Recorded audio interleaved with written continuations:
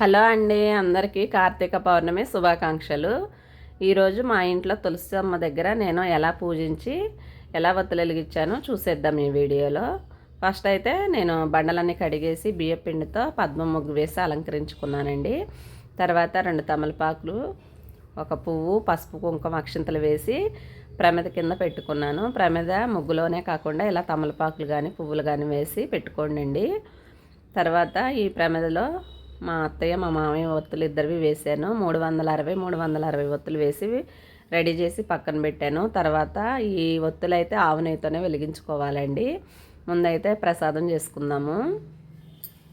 పొంగల్కి పెట్టేసేసుకున్నానండి. ఇవి బియ్యం కూడా కడిగి పెట్టేసేసుకున్నాను.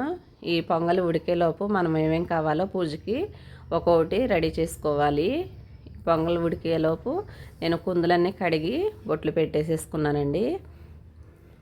ఇవి కూడా పాలు కూడా పొంగొచ్చాయి. ఇప్పుడు బియ్యం వేసేసుకున్నాను. తర్వాత గుడి దగ్గర ప్రమిదను కూడా అలంకరించేసి 4 ఒత్తులు కలిపేసి పెట్టేసుకున్నాను. అలాగే ఉసిరి దీపాలు కూడా పువ్వొత్తులు వేసి 5 గుడి దగ్గరికి, 3 ఇంటి దగ్గరికి రెడీ చేసుకున్నాను. అలాగే ఈరోజు దానం కూడా ఇవ్వాలండి. పంతులు గారికి దానాలు కూడా ఇవ్వాలి. ఇస్తే చాలా మంచి రోజు ఈరోజు కాబట్టి ఇవ్వాలి. ఇంటి ముందు దీపాలు కూడా పెట్టుకున్నాను.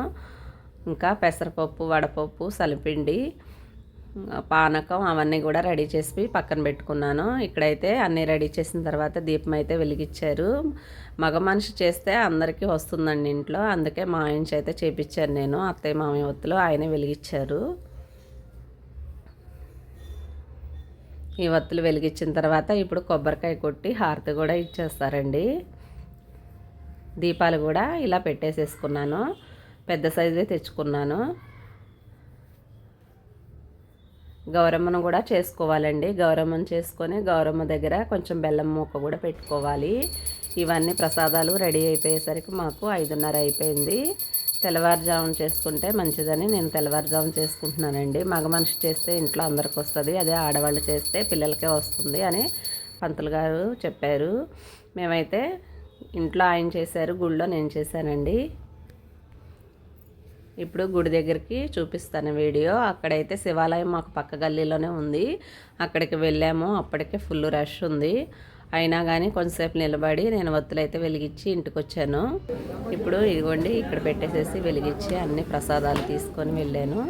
అన్నీ పెట్టి మంచిగా మనస్ఫూర్తిగానే చేసుకున్నాను పూజ అయితే.